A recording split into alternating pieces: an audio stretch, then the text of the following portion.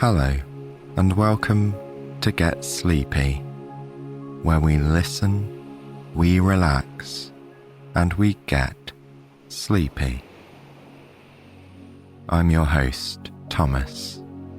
Thanks so much for tuning in. Tonight we'll begin a dreamy 3-part retelling of the classic tale, Beauty and the Beast. It's a perfectly autumnal story to lead you into a good night's sleep. And you'll be able to hear parts 2 and 3 on Wednesday and Thursday this week. For our premium supporters, we'll also be releasing a special stitched version of Beauty and the Beast, which is over 2 hours long, on Thursday. Now then, before we get to part 1 of our week-long fairy tale adventure, let's just take a moment to settle in and let go of any unease lingering in the body or mind. Make sure you're comfortable, and as you ease into stillness, just allow your breathing to draw out a little longer, particularly on the exhale.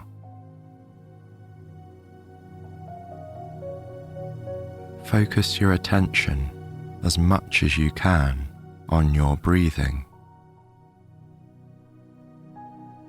Let the slow, steady rhythm of the airflow become a mindful and soothing experience.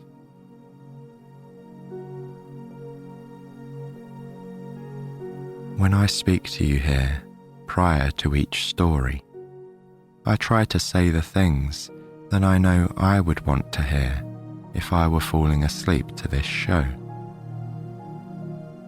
I've found the process of getting to sleep in particular rather difficult throughout much of my life. I still have bad patches nowadays, but I've gradually learned to remain calm and not let it stress me out on those difficult nights. Yes, it can make the next day a fair bit more challenging, but getting worked up about it only brings more wakefulness. So remember, while you listen along tonight, you can use your breath to help pacify any stress, tension, or worry. It's a simple yet effective way to calm the nervous system and guide you into a beautiful night's sleep. And that's especially true when you combine those deep breaths with a dreamy bedtime story like this one. It's a tale as old as time. So, without further ado, let's drift into the fairy tale world of Beauty and the Beast.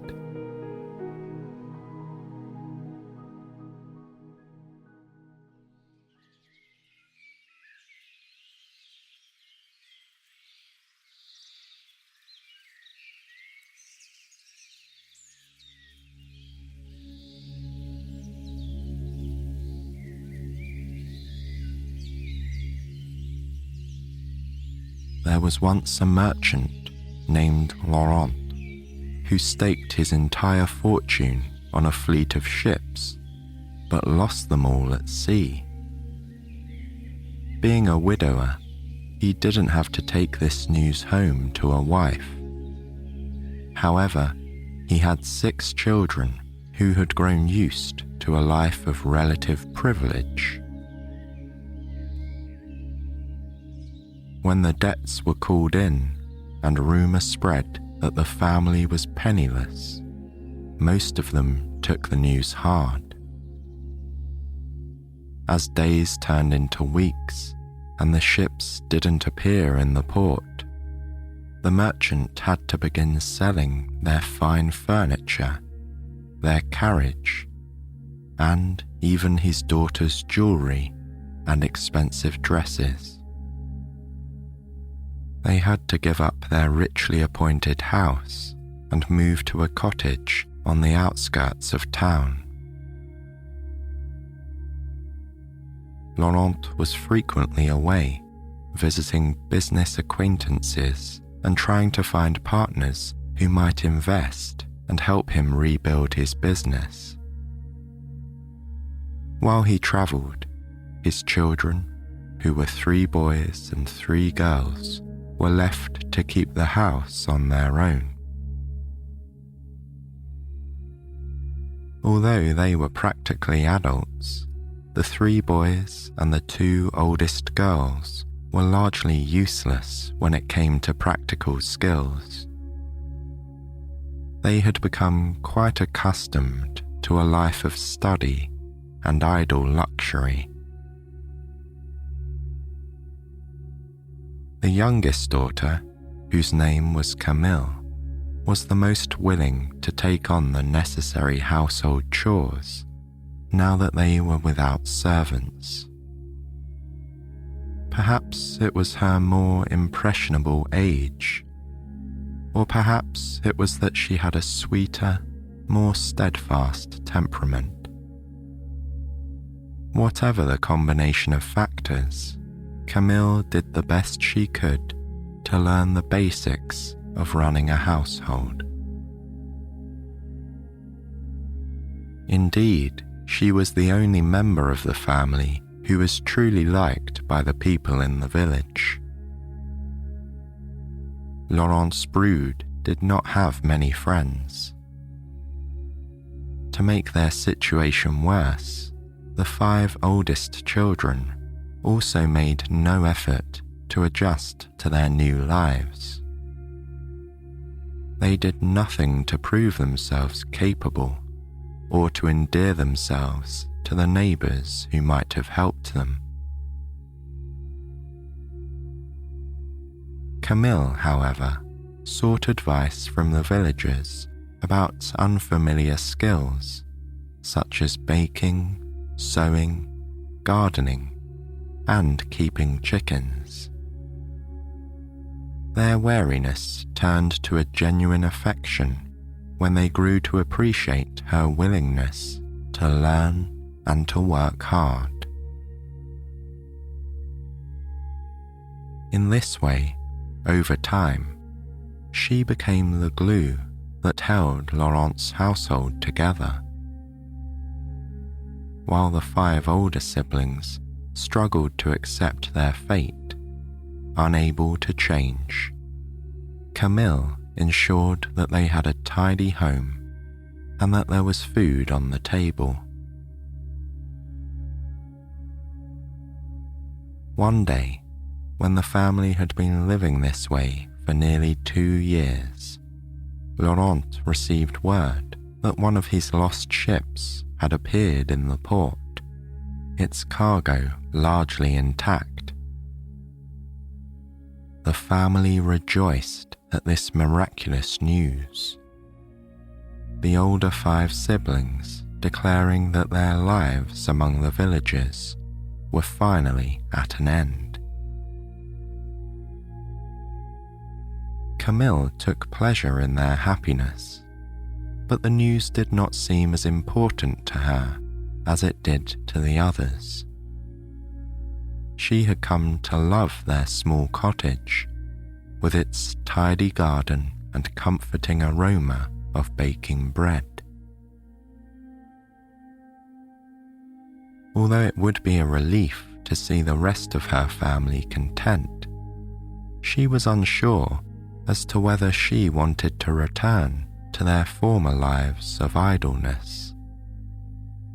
She had become a person who liked being useful. In order to reclaim his property, Laurent had to travel to the port by horseback, and it would be a journey of a couple of days. Once there, he could arrange for the proper dispersal of his reclaimed wealth and hire a comfortable coach to bring him home. In anticipation of their improved fortunes, he asked each of his children what gift they would like to have from the city. The older siblings demanded finery. They asked for silk shoes with sparkling buckles, hats with elaborate trimmings, velvet capes, furs, and jewels. Only Camille was silent, seeming to think very hard about what her request would be. When her father turned to her and told her to speak up, she hesitated briefly.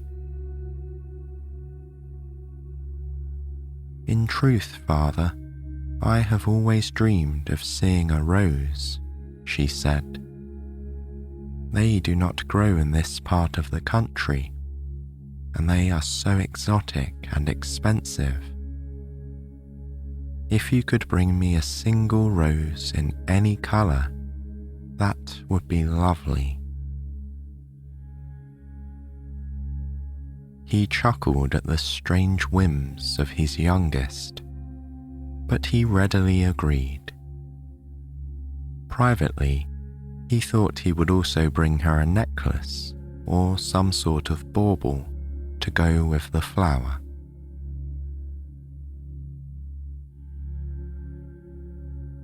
The weather was fine on the morning of his departure.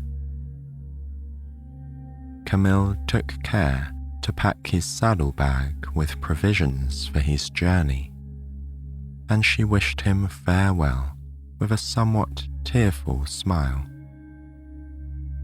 The others were more cavalier. They were used to their father's travels. They cared only for the gifts they could now expect upon his return. As he rode away down the sun-dappled forest path, Camille alone waited in front of the cottage until he disappeared. She had a strange feeling of misgiving, but she didn't want to speak up. After all, their fortunes had obviously taken a turn for the better.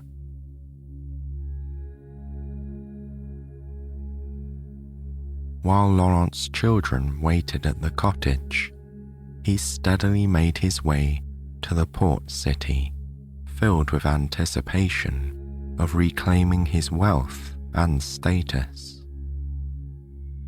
It was true, of course, that he had still suffered heavy losses. However, with the cargo in this ship, he could seed a new business, perhaps building up to a new fleet of ships. His head was filled with dreams of the spices, silks, and other goods he might import in the future.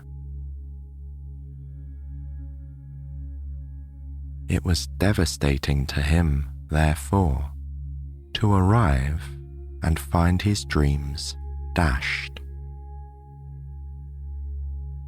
It was true, his ship had reappeared with most of its cargo unharmed. However, word had spread quickly of his good fortune, and his many creditors had taken swift action.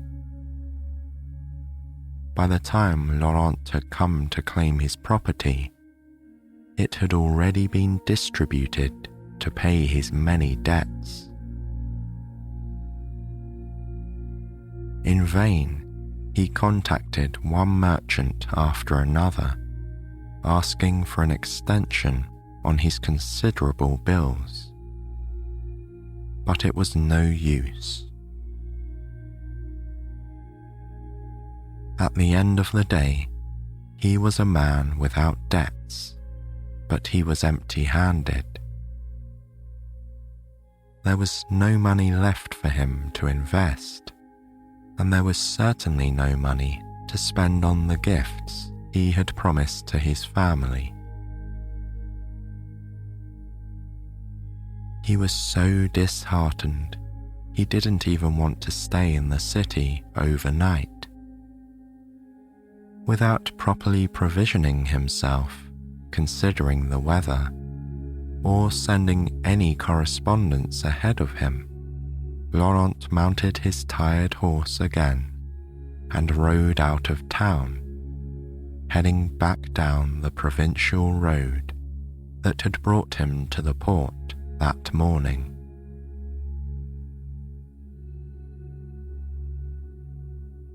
Laurent was a few hours outside of the city when darkness fell and a storm descended. Lightning and thunder crashed all around him, and the wind gusted mercilessly, blowing limbs off the trees. Laurent's horse became frightened and bolted away from the main road, taking him into an unfamiliar forest. Realizing too late that he had been foolish to undertake this nighttime journey, Laurent began searching in the gusting wind for any sort of shelter, such as a cave. How long his horse wandered through the howling gale, he did not know. Finally, he saw a tall stone wall arise before him. He urged the horse onward, hoping he had reached a house where he might shelter. Arriving at the forbidding wall of rock, he saw that it was not a house. It was the wall around an estate. A tall and imposing iron gate stood ever so slightly open. Having no time for good manners, Laurent dismounted and pushed the heavy swinging gate wide enough to pull his horse through. Together, they slowly headed up a paved walkway that receded ahead of them into the swirling darkness. With leaves flying all around and rain pelting him from all sides, Laurent could barely see the massive structure that emerged ahead of him in the wicked gloom. It was a mansion, to be sure. Although his visibility was limited, he could see it had a grand approach and many large rooms with tall windows. It was a very intimidating place for a person to arrive uninvited, but he had no choice. He feared he could not survive the night without a roof over his head. Tying his horse up safely in a sheltered alcove, he walked to the massive front door and lifted the iron door knocker. He let it fall, hearing the sound echo through the gloom, as if in response to the thunder. When there was no answer, he took a deep breath and pushed the door inward with all his weight. It gave, and he found himself almost falling onto the floor of a grand entryway.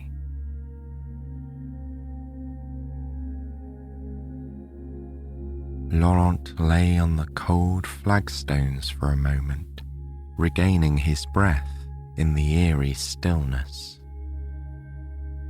He could still hear the rain lashing the front steps through the crack in the tall door, and thought to himself how glad he was that he'd found shelter for his horse. Rising in the semi-darkness, he peered about him. He was in a grand reception area with a curved staircase ascending on either side. Suits of armor stood sentinel here and there. Ahead of him, there was a set of richly carved double doors. The silence inside the house was profound. He could have heard a pin drop, but there was a light glowing around the cracks of the doors in front of him. After a few half-hearted efforts to call out to the occupants, he took another deep breath and walked toward the lighted room.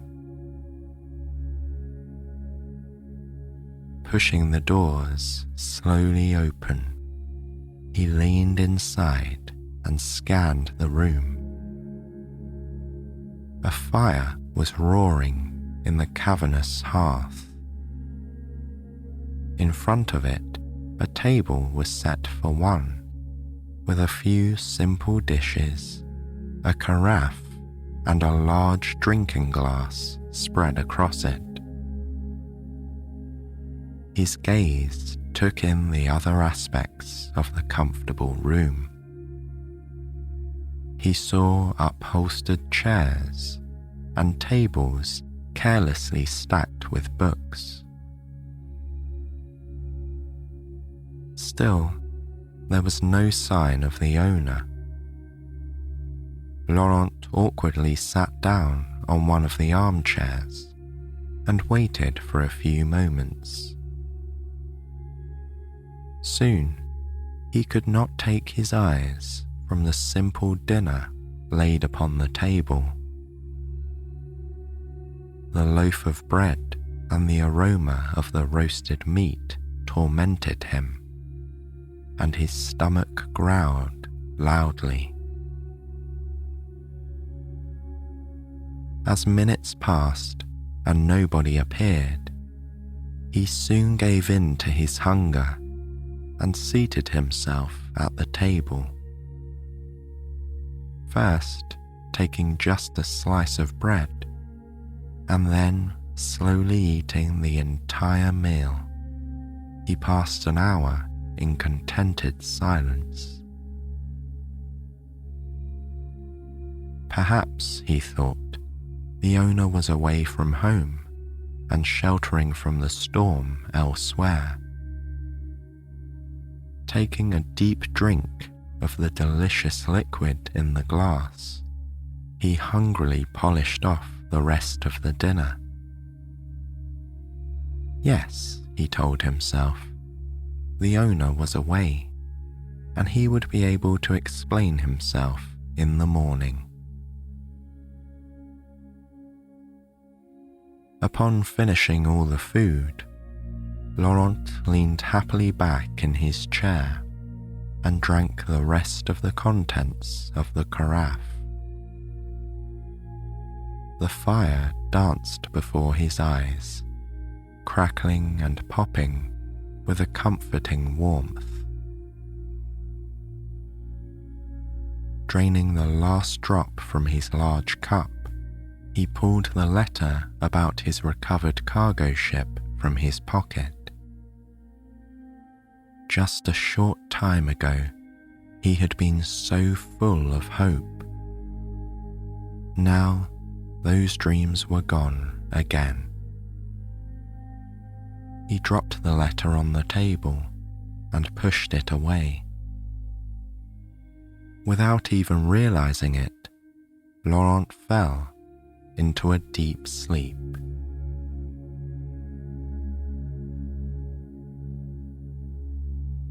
He slumbered through the night without dreaming. When he awoke in the morning, It took him a moment to remember where he was. The fire had long ago burned down, and the plates and glasses he'd used the night before were still on the table. It appeared that his host had not yet returned home. Feeling sheepish that he'd entered a stranger's home without invitation, his embarrassment got the better of him. Rather than wait for the return of the owner, Laurent resolved to slip out of the house as quietly as possible and be quickly on his way. After all, he told himself, the dinner would obviously have gone to waste anyhow. Raising himself from the upholstered chair, Laurent moved across the chamber and pulled the double doors open. The morning light filtered weakly into the entryway, illuminating the austere hallway so that he could see it much better than the night before. Stepping self-consciously into the foyer, he found himself tiptoeing between the vigilant suits of armour, as if they might come to life any moment and bar his path. Peering around him at the twin curving staircases, he noted that their carpet runners appeared neglected and fusty. It was as if nobody had been living here for some time. He walked lightly across the flagstones to the enormous front door. He reached for the handles and pulled with all his might. It slowly slid open again, revealing a misty courtyard outside. Squeezing himself through the crack and then pushing it shut behind him, he straightened his waistcoat and attempted to muster some dignity. Escaping his forbidding refuge like a thief in the night felt wrong, but he would try to put this entire, humiliating journey behind him. Making haste, he returned to the alcove where he'd left his horse tethered the night before. He was glad to find her well. He reached into his saddlebag to feed her an apple he had left over from the supplies Camille had packed for him. Then, untying the horse, he quietly led her down the stone path he had travelled in the whipping wind the night before. Looking behind him, he saw the mansion rising darkly into the growing daylight. It was an enormous chateau. Long, beige and rectangular, the building had a main centre section and was flanked by identical wings on either side. The windows were tall and narrow, lining all the 2 large floors with a regimented appearance. They seemed to be staring down at him. The sloping tiled roof was thickly populated with chimneys. Turning away from the sight of the imposing chateau, he led the horse toward the front gate, taking in the overgrown gardens on either side of him. As he was nearing the end of the walkway, he spotted a particularly charming pergola that was overrun with rose bushes. Standing in the center of a round seating area was a rosebush blooming with the most stunning pink roses he'd ever seen. All at once, he remembered his promise to Camille. Resolving to keep his word to his youngest daughter, he eagerly set to cutting blushing roses from the bush with a knife he kept in his bag. One rose would not be enough to make up for the circumstances of his reappearance. He would take them all. Laurent was so absorbed by his task that he didn't hear footsteps approaching. However, as he backed away from the rosebush, now devoid of all its blossoms, he sensed he was being watched. Turning, he saw a tall, fierce-looking man glowering down at him. Or at least he thought it was a man. The being who stood before him resembled a human, but he was bristling from beneath a wilderness of facial hair, and he had an abnormally tall and muscular build. Obviously not prepared for company, he was wearing a wrinkled linen shirt and breeches, as if he had stormed over in a hurry. He appeared to be furious. "What do you think you are doing?" he said in a loud growl, like that of a wolf. Laurent froze, painfully aware of the bouquet hanging from his left hand. He stuttered out an explanation, saying that he thought nobody lived here. He said he assumed the roses would not be missed. Then, seeing no change in the man's fearsome countenance, he finished weakly with the explanation that he had promised some roses to his daughter.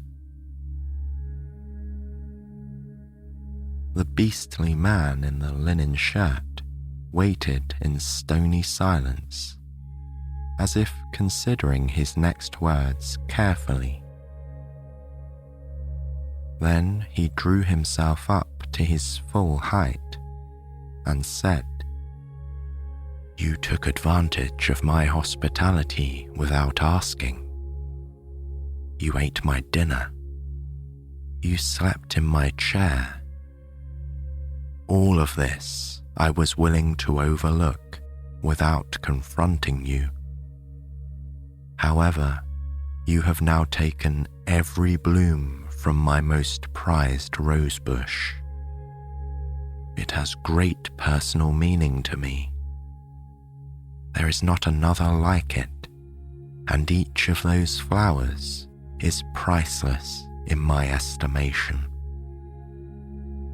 I demand that you make an effort to compensate me for this."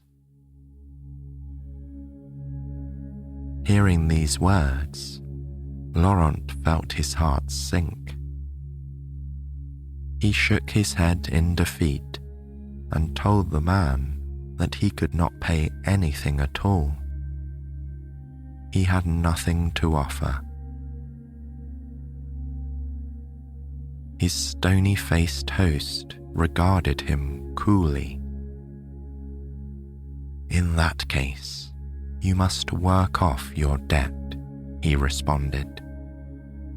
"I am in need of labourers here at my estate." Laurent gawked at him, trying to formulate another suggestion. "But sir," he protested, I have 6 children at home. I cannot stay here with you. What will become of them?" The man appeared unmoved. "Either you work off your debt, or someone in your family must take your place," he said. "Take your roses. They are no good to me now. Return to your family and make your arrangements. I will expect you or your replacement to be here within a week. If you do not appear, I will find you." With that, the glowering, fierce-looking man turned on his heel and strode toward the house. He never looked back, and Laurent watched him as he disappeared into the chateau. Laurent could see no other option than to go home and tell his children what he had done. He did not know how, but he would have to make arrangements for them to manage in his absence. Perhaps when the man had cooled his temper, he would see sense and not keep Laurent in his service too long. With the storm past and daylight on his side, Laurent was able to follow his path back to the main road and continue onward towards home. He rode steadily but slowly as he considered the news he'd have to share upon his arrival. It was a beautiful day. The mist lifted and the early autumn sun showered him with a cheer that felt out of place. The birds sang sweetly as if nothing was amiss. But his heart was heavy, and he was hesitant about what was to come. When he arrived home late that night, his children greeted him with excitement. After all, they were expecting gifts. Opening and closing his saddlebags, they playfully reached around to find the finery he had promised them. With regret, he instead offered each of them a rose. Camille took hers and smelled it with delight, admiring its perfection. But his other 5 children demanded to see their real presents. That night, around the crowded kitchen table, Laurent told his children what had happened on his ill-fated journey to the port city.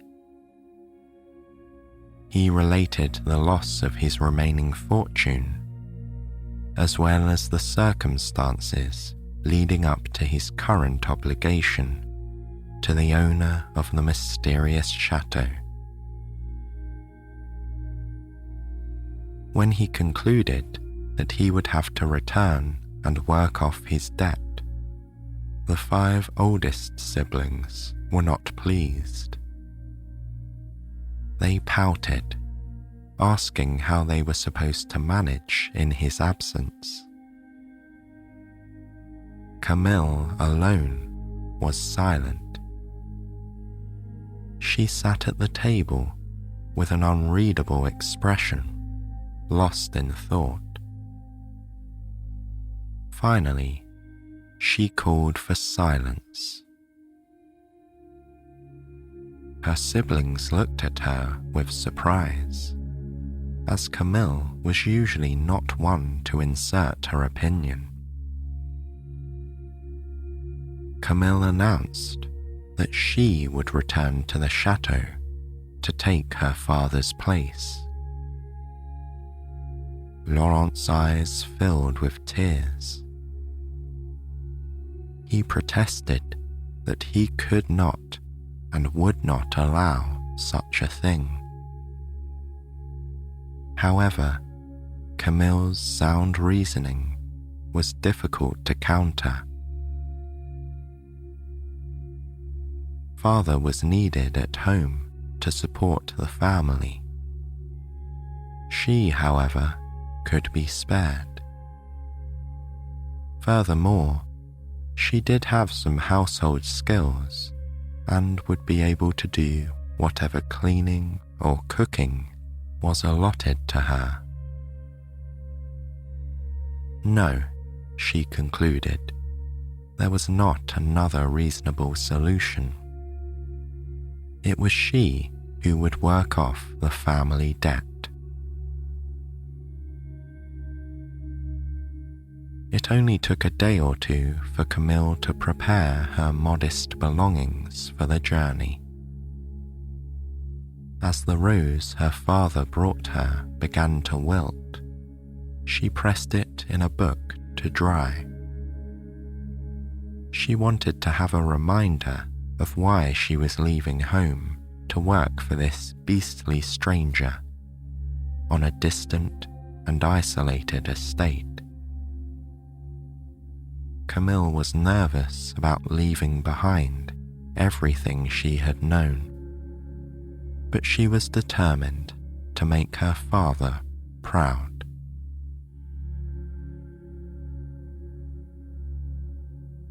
The morning of Camille's departure dawned bright and clear. She and Laurent packed her things into a small cart that they hitched to their faithful mare. The chateau would be 2 days' walk, with the horse pulling the cart. Laurent knew of an inn where they could spend the night along the way.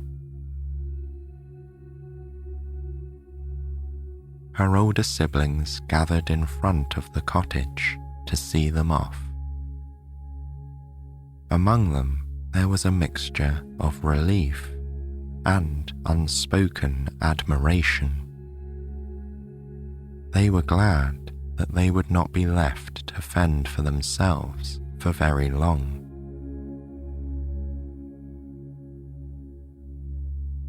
It was a somber journey for Laurent and Camille. The fine weather lasted all the first day, and their night at the inn was uneventful. However, the second day of their trip proved to be blustery and sullen as autumn first began to stake its claim on the forest. The first of the fallen brown leaves blew across their path, and the wind whistled through the trees. Their faithful horse clopped along the road, slowly drawing them nearer and nearer to their parting. When Laurent spotted the turnoff from the main road that would lead to the chateau, his heart began to break more with each step. Sensing her father's sinking spirits, Camille bolstered her courage and smiled at him reassuringly. "Don't worry, father," she said soothingly. "I am a capable person. I will be fine." He nodded, hoping it would be true. Inevitably, the pair arrived at the gloomy entrance to the estate. Laurent knew the time had come. Pushing the gate open once again, he led the horse through the opening and approached the forbidding mansion for the second time.